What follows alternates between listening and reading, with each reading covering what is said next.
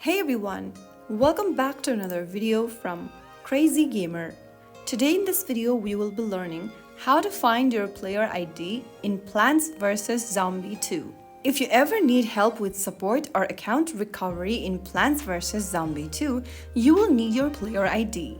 So if you want to find your player ID, then follow along till the end. First, open up the Plants vs Zombies 2 application on your mobile device, and then once you're in the main screen, tap on the gear button at the bottom right corner.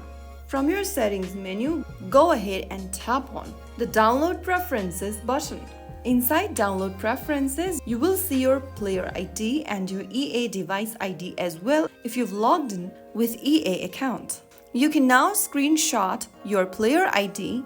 This number is important for contacting EA support or linking accounts. Make sure that you should not share your player ID publicly.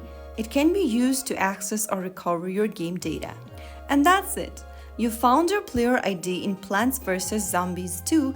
If you found the video helpful, don't forget to like, share, and subscribe to the channel. I will be back again in the next video. Thank you for watching.